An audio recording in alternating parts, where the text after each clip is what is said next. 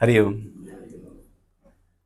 होली पर्व है मस्ती का, आनंद का, रंगों का, उत्सव का, महोत्सव का। पर्व है नृत्य का, पर्व है कविता का, पर्व है अंदर के भरे हुए गुब्बार को बाहर निकाल देने का, पर्व है द्वेष को मिटा लेने का, पर्व है भीतर के प्रेम को बढ़ा देने का। एक ऐसा पर्व जो रंगों से रंग देता है, सबको रंग देता है, पता ही नहीं लगता कौन काला कौन गोरा। सारे कपड़े रंग देता है, पता ही नहीं लगता इसके ब्रांडेड हैं या इसके बिल्कुल सस्ते वाले हैं। सब रंग जाते हैं, अमीर हो या गरीब, अनपढ़ हो या पढ़ा लिखा, ज्ञानी हो या ज्ञानी, विद्वान हो या बिल्कुल मूर्ख, सब एक रंग में रंग जाते हैं। एक अनूठा पर्व जो समानता की ओर ले जाता है। क्योंकि अंदर से तो हम उतना शायद रंग नहीं पाते, इसलिए बाहर से ही रंग जाते हैं। यदि अंदर से रंग जाएं तो बस रंग गए तो रंग गए। कबीर कहते हैं ना कि मुझे रंग दो। रंगने का मतलब है कि ज्ञान से रंग दो, प्रेम से रंग दो, ध्यान से रंग दो, उस अध्यात्म से रंग दो, अंदर की शांति से रंग दो। जगत तो अशांत है, दिखता मस्ती है, मिलता दुख है। ये पर्व सिखाता है कि जीना कैसे है। ये पर्व सिखाता है कि कहीं किसी से द्वैत नहीं करना, बस अद्वैत में आ जाना और नृत्य करना। ऐसा नृत्य करना कि अंदर की सारी ग्रंथियां जो एनर्जी के स्तर पर आपकी ब्लॉक्स हो गई हैं, इकट्ठी हो गई हैं, ग्रंथियां बन गई हैं, एनर्जी सही प्रकार से फ्री फ्लो नहीं हो पा रही है, अब वो फ्री फ्लो हो जाए। अंदर से जो भी कला है, संगीत है, साहित्य है, सबको उभारना। इसलिए हम कविता रखते हैं, नृत्य करते हैं, गाना गाते हैं। जो आपके अंदर क्वालिटीज हैं, जो दबी हैं, छुपी हैं, मौका है निकाल लेने का। कोई बुरा नहीं मानेगा। आप गलत गा रहे हैं तब भी बुरा नहीं मानेगा, उल्टा सीधा डांस कर रहे हैं तब भी बुरा नहीं मानेगा, अंदर के सारे भावों को निकाल रहे हैं, कोई बुरा नहीं मानेगा। अंदर की गंदगी को भी लोग बाहर निकाल देते हैं और उस गंदगी को बाहर निकाल कर फिर जो कृत्य करते हैं वो भी सारे उल्टे सीधे होते हैं।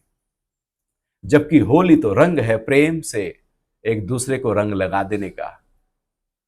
लेकिन हम तो रगड़ रगड़ कर ऐसे लगाते हैं जैसे कुछ उससे द्वेष हो गया हो, झगड़ा हो। प्रेम के भाव में अपने आप को लाने का पर्व है होली। भीतर के विकारों को जला देने का पर्व है होली। संस्कारों को पूरी तरह से दहन कर देने का पर्व है होली। जो भी बुराई है अंदर वो जल जाए, उसमें आग लग जाए, उसमें तिल्ली लग जाए। लेकिन जो महत्वपूर्ण है, जो मैं हूं, फिर वो बचा रह जाएगा, फिर वो शुद्धतम बचा रह जाएगा। जैसे धातु को आग में डाल दो, उसमें जो भी गंदगी है वो सब जल जाती है। होलिका जल गई है, साथ साथ सब कुछ जल गया है, लेकिन जो जुड़ा है अपने से, प्रहलाद, वो नहीं जला। जो आत्म तत्व है वो जू का क्यों रह जाता है, बाकी सब जल जाएगा। लेकिन हम जो हमारा है उसको जलाने से डरते रहते हैं। क्योंकि जो सजाया है, संवारा है, जो इकट्ठा किया है, इतनी तपस्या की, इतनी मेहनत की, दिन रात एक किया, खून पसीना एक किया, ना खाना देखा, ना पीना देखा, ना परिवार देखा, कुछ भी नहीं देखा, और जो इकट्ठा किया उसे जलाने की बात कर रहे हैं। तो लोग उसको बचा लेते हैं। जला दो मान तो जल जाएगा अपमान। हम क्या करते हैं कि अपमान जल जाए और मान बचा रह जाए। आप सुख जला दीजिए, दुख रहेगा नहीं, क्योंकि सुख के आधार पर दुख खड़ा है। यदि आपकी परिभाषा सुख की नहीं है तो दुख आपके लिए बना ही नहीं है। यदि आपकी परिभाषा मान की नहीं है तो अपमान आपके लिए खड़ा ही नहीं है। यदि प्रॉफिट की परिभाषा नहीं है तो लॉस आपके लिए हो ही नहीं सकता। एक खड़ा है तो दूसरा साथ में खड़ा हो जाता है। होली कहती है कि जला दो। अंदर जो विकार उठ रहा है, लगातार एक कुंड जलता हो अंदर और विकार उठे और उसमें स्वाहा। होली की रात ध्यान की रात है, एक अनूठी रात है। जैसे शिवरात्रि की रात, दीपावली की रात, नवरात्र की रात, ऐसे ही होली की रात। बहुत तांत्रिक अनुष्ठान होते हैं, बहुत यंत्र और मंत्र के अनुष्ठान होते हैं, बहुत कुछ ऐसे होते हैं, क्योंकि ये रात्रि एक अनूठी रात्रि है जहां पर सब शक्तियां प्रबल हो जाती हैं। जो क्रूर शक्तियां हैं वो ही प्रबल हो जाती हैं। इसलिए होलास्टिक के आसपास व्यक्ति, जो प्रेग्नेंट वुमेन है वो जाने से बचती हैं, भाई बाहर नहीं जाना है, बहुत सारी चीजें, एक बंदिशें, क्योंकि सब एनर्जीज एक्टिव हो गई हैं। और यदि पॉजिटिव एनर्जी भी एक्टिव है, नेगेटिव भी एक्टिव है, तो ऐसे में जब हम ध्यान करते हैं तो हमारे अंदर जो पॉजिटिविटी है वो बढ़ जाती है, क्योंकि बाहर से उसका सहयोग हमें मिल रहा है। और यदि जो तांत्रिक अनुष्ठान करते हैं उनके लिए भी सहायक हो जाती है, क्योंकि दूसरी एनर्जी भी साथ साथ कार्य कर रही है। रात है अपने साथ ध्यान में बैठकर जो भी कुछ नकारात्मक है उसको जला देने की। बहुत कुछ ऐसा है हमारे साथ जो नहीं होना है, होना ही नहीं चाहिए, लेकिन फिर भी हम ढोए चले जा रहे हैं। हमें लगता है कि यही तो रौनक है जीवन की, लेकिन वो रौनक खो जाएगी, रौनक चली जाएगी। जवानी कितनी भी हो चली ही जाती है, कपड़ा कितना भी साफ हो मैला हो ही जाता है, सब जाएगा। कुछ ऐसा है जो रह जाएगा, और वही ज्ञान होली कहती है कि कुछ ऐसा है जो रह जाएगा, बाकी सब जल जाएगा। नहीं तो तुम्हारे साथ तो जल ही जाएगा, आखिर में व्यक्ति तो जल ही जाएगा। लेकिन वहां भी कुछ ऐसा है जो नहीं जलेगा, वो आज भी कुछ ऐसा है जो नहीं जलेगा। तो जो नहीं जलेगा उसको पकड़ना है, जो नहीं बदलेगा उसको पकड़ना है। जब मान न रहे, अपमान न रहे, जो रह जाए वो मैं हूं। जब सुख और दुख दोनों जल जाए और फिर जो रह जाए वो मैं हूं। वो जो मैं हूं उसको अनुभव करने के लिए होली का पर्व है। भारत के सारे पर्व आपके स्वभाव तक पहुंचाने के पर्व हैं। सूचक है, बाहर कुछ ऐसा करो और अंदर पकड़ लो। जैसे दीपावली में दीपक जलाओ बाहर, और असलियत में भीतर का दीपक पकड़ लो। होली में जलाओ बाहर और कहीं अंदर आग लगा दो, स्वाहा हो जाए सब कुछ। होली मस्ती का त्योहार है। अपने अंदर जो भी द्वेष है उसको मिटाना है, जो नकारात्मकता है उसे मिटाना है, जो अहंकार है उसे मिटाना है। बहुत कुछ है जो हमें पता ही नहीं है। हमें नहीं पता कि क्या क्या कमियां हमारे अंदर फल रही हैं, फूल रही हैं, लेकिन वो फूल रही हैं, उनको मिटा देना है। और यदि नहीं पता है तो पूछ लो घर वालों से ही, वही बता देंगे आपके अंदर क्या कमी है। और नहीं पता है तो प्रश्न कर लेना मास्टर से, गुरु से जाकर, तो बता देंगे क्या कमी है। आपका मुंह खुलता ही पता लग जाएगा कहां से बोल रहे हैं, चित्त के किस कोने से बोल रहे हैं, किस विकार से बोल रहे हैं। अहंकार से बोल रहे हैं, काम से बोल रहे हैं, क्रोध से बोल रहे हैं, दिखावे में बोल रहे हैं, मान में बोल रहे हैं, धन के अहंकार में कहां से बोल रहे हैं। आपका एक शब्द सारी की सारी फाइल खोल देता है। एक शब्द बोलने की जरूरत है, और यदि नहीं बोला तो आपने छुपा लिया। फिर गुरु भी जाता नहीं है। जैसे डॉक्टर के पास जाते हो, आपने कुछ बोला ये दर्द है, बस अब डॉक्टर को पता लगा ये दर्द है, वो सारी उसकी एग्जामिन करके सारी अंदर तक निकाल देगा प्रॉब्लम क्या है। लेकिन डॉक्टर के पास जाओ और कुछ बोलो ही ना, डॉक्टर से कहो भैया देखो हम आ गए, 1000 रुपये फीस भी दी, अब ढूंढ लो क्या प्रॉब्लम है। डॉक्टर ढूंढ पाएगा? आप जाके आ जाओ, उससे कुछ ना होगा। रोज जाते रहो। एक हल्का सा सिर का दर्द की दवाई भी डॉक्टर लिख नहीं पाएगा, क्योंकि आपने कुछ बताया ही नहीं है। लेकिन यदि आपने बता दिया तो बड़े से बड़ा कैंसर भी ठीक हो जाएगा। बताने की देर है। और हम सब कुछ छुपा लेना चाहते हैं, क्योंकि हम अपने आप को खोल कर नहीं रखना चाहते, नंगे होना नहीं चाहते। हम चाहते हैं कि हमारे ऊपर मान का, सम्मान का, अहंकार का, धन का आवरण चढ़ा रहे, हम उसे उतार कर ना रखें। वो पगड़ी मैं पहन के रखूं, जैसे सारे जगत में घूमता हूं, ऐसे मास्टर के पास भी उसी पगड़ी के साथ जाऊं। तो ठीक है, वो तो स्वीकार करते ही हैं, लेकिन वास्तविक जो है वो सब खो जाएगा। जीवन यूं ही न निकल जाए, इसलिए हर त्योहार बार बार हमको याद दिलाता रहता है, बार बार चोट लगाता रहता है। नहीं लगाता? स्पीड ब्रेकर रास्ते पे क्या दिखाते रहते हैं, भैया स्पीड को थोड़ा संभालो, बार बार याद दिला रहे हैं ना। और क्या कर रहे हैं, वो क्यों आए हैं, रेड लाइट क्यों आ रही है, भैया स्पीड को संभालो, थोड़ा थोड़ा अवेयरनेस को पैदा करो, ऐसे ही नहीं भागो। तो ऐसे ही जीवन में सुख और दुख दोनों आपकी एक ठोकर है। दुखी ठोकर नहीं, सुख भी एक ठोकर है। कभी आपको लगे दुखी ठोकर है, ऐसा कुछ भी नहीं होता। सुख भी आपको अहंकार बढ़ाने के लिए आई है, वो और ज्यादा ठोकर है, वो इतना ज्यादा गहरी ठोकर है, वहां से निकलना मुश्किल है। दुख से तो व्यक्ति निकलकर आनंद को पा सकता है, लेकिन सुख से भरा हुआ व्यक्ति कभी आनंद को पा ही नहीं सकता। अर्जुन को यदि दुख ना होता तो वो उस अध्यात्म की चर्चा का हिस्सा ना बनता। यदि वो सुख में रहता, सुख में केवल व्यक्ति अधोगति को प्राप्त होता है। दुख एक ऐसी संभावना है जो आपको अनंत तक पहुंचा सकती है। जब ठोकर लगती है तो व्यक्ति अध्यात्म की तरफ। अब ध्यान कब कर लेना चाहते हैं, भैया बहुत तनाव हो रहा है, कुछ बता दो ध्यान का, कुछ ध्यान ही बता दो। स्ट्रेस है तो ध्यान करोगे। प्राणायाम कब कर लेना चाहते हो, कुछ प्रॉब्लम है तो प्राणायाम कर लेना चाहते हो। सब ठीक है तो कुछ नहीं करना चाहोगे। इसलिए दुख से ज्यादा बढ़कर ठोकर प्रकृति सुख की देती है, और यदि हमने उस ठोकर को नहीं समझा तो अब वो बस हम उसमें उलझ जाते हैं, उलझ ही जाते हैं। असलियत में माया हमको फंसा लेती है। माया का मतलब ही है फंसा लेने की क्रिया। और वो कैसे फंसाएगी? भारत की परंपरा में जिन राजाओं को अंदर से दुख पैदा हुआ, वही अध्यात्म की तरफ बढ़े। क्योंकि दुख ही तो है, ये जगत संसार दुख से भरा है। ये जो बाहर दिखता है सुख, ये सुख नहीं है। दुख तो ये है कि मैं कौन हूं उसको जाना ही नहीं है, ये दुख है। आत्मा को अनुभव करना आनंद है और ना करना ही दुख है। बाकी सब तो बस सुख जो है बिल्कुल झूठे हैं, फीके हैं, थोते हैं, आते हैं जाते हैं।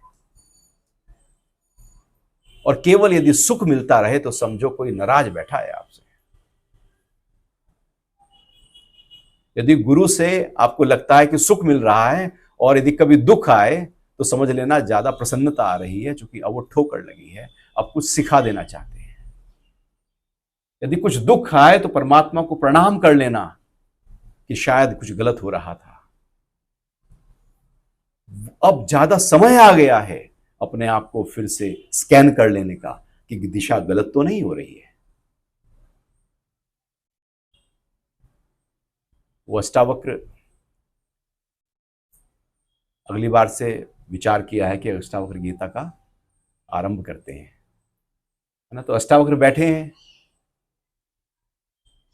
गुरु के पास में, तो भागा चला आ रहा है। उन्हें पता था कि राजा जनक आकर अष्टावक्र के गुरु के पास बैठ जाते हैं। लोगों ने सोचा ये तो ऐसे ही दिखावे के लिए आते हैं, क्योंकि धनी लोग जब गुरु के पास आते हैं तो दूसरों को लगता है ये दिखावा है इनका। जब धार्मिक लोग मंदिर जाते हैं तो लोगों को लगता है ये दिखावे के लिए आ रहे हैं। तो आकर अष्टावक्र से कहा कि ये तो शायद दिखावे के लिए आते हैं, इनमें उतना वो नहीं है, आपके प्रति श्रद्धा नहीं है, नतमस्तक नहीं है, पूरी तरह से समर्पित नहीं है। तो अष्टावक्र ने कहा ठीक है, जैसे आपको लगे, आप परीक्षा लेना चाहते हो तो परीक्षा ले लो। तो सत्संग चल रहा है और एक व्यक्ति भागा भागा आ रहा है और राजा जनक को बोलता है, राजा राजा आपके महल में आग लग गई।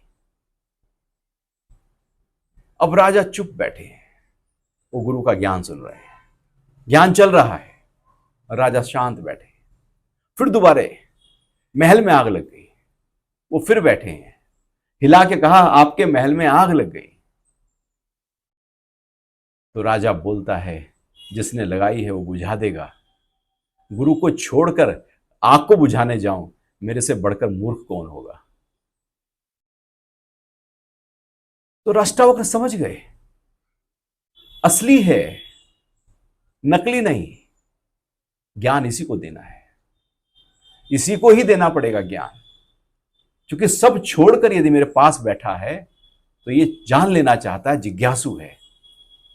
और यदि नकली होता तो जरा सा कुछ प्रॉब्लम आए प्रकृति में और भागेंगे व्यक्ति, जरा सा कुछ आए नहीं कि हम भागे। तो इसका मतलब है कि वो सब ऊपर का है, गहरा नहीं। तो वहां से जब ये पता लगा, राजन ने कुछ भी नहीं कहा, तो अष्टावक्र समझ गए थे। और उसके बाद अष्टावक्र गीता का आरंभ होता है, जिसकी चर्चा हम अगले सत्र से, सत्संग से एक एक सूत्र की चर्चा आरंभ करेंगे। बहुत ही अद्भुत पुस्तक, क्योंकि बहुत कम इसलिए इसके ज्ञान की चर्चा होती है, क्योंकि वैसे शिष्य नहीं होते, धारण करने वाले नहीं होते। क्योंकि अष्टावक्र एक ऐसी पुस्तक है कि गुरु कह रहे हैं और शिष्य उसमें टिक रहे हैं। ये नहीं कि घर में प्रैक्टिस करके आऊंगा, ऐसा कुछ नहीं है कि आपने बताया मैं घर जाऊंगा एक प्रैक्टिस करूंगा, कुछ नहीं। बोला जा रहा है और उसमें टिक रहे हैं। उसी समय मुक्ति बोली, मुक्त हो गए। ज्ञान बोला, ज्ञान की अवस्था में आ गए। और फिर अब अष्टावक्र ने बोला, फिर राजा जनक बोल रहे हैं। शास्त्र ऐसा है कि पता ही नहीं लगता कि ये गुरु के वचन है या शिष्य के वचन है, दोनों एक ही वचन बोल रहे हैं। तो होली का जो त्योहार है वो अपने को जानने का त्योहार है, और अपने भीतर यदि कुछ नकारात्मकता है उसको जला लेने का, उसको मिटा लेने का त्योहार है। और जिससे द्वेष है उससे तो मिटा ही लेना, द्वेष नहीं करना, अहंकार में नहीं रहना, मान में नहीं रहना। जहां मान मिले वहां से थोड़ा सा किनारा कर लेना, क्योंकि वो आपके अहंकार को फिर बढ़ा देगा।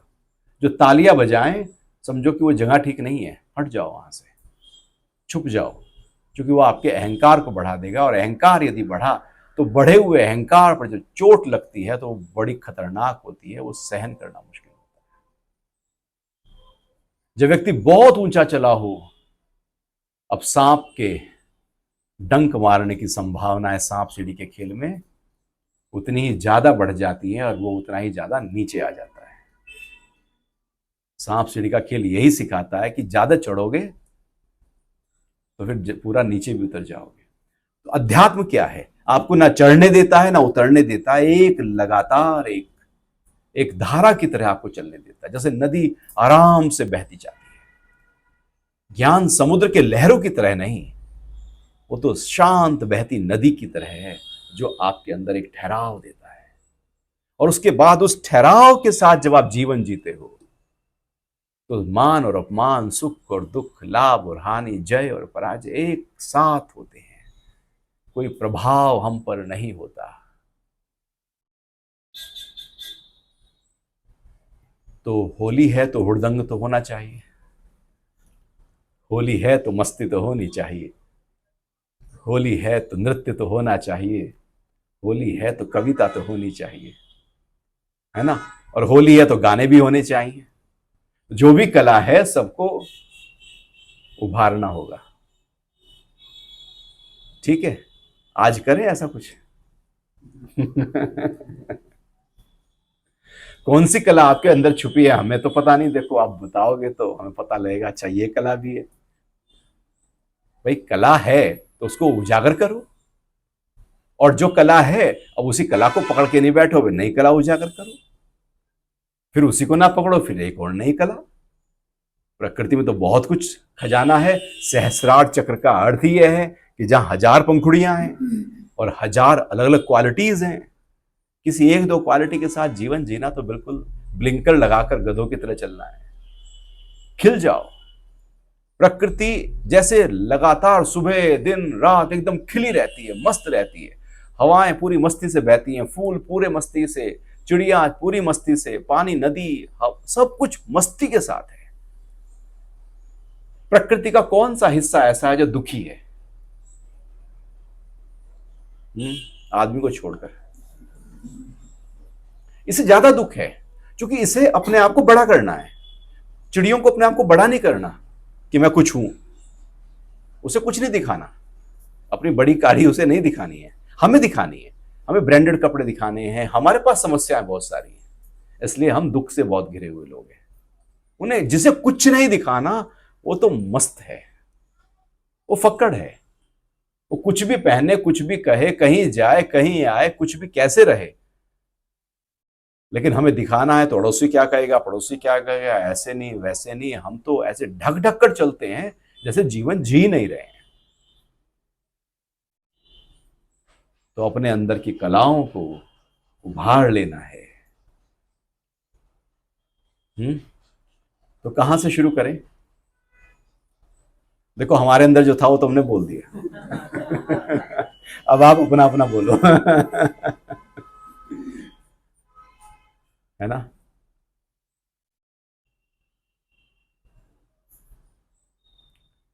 कैलाश जी से शुरू करते हैं। आ जाओ कैलाश जी।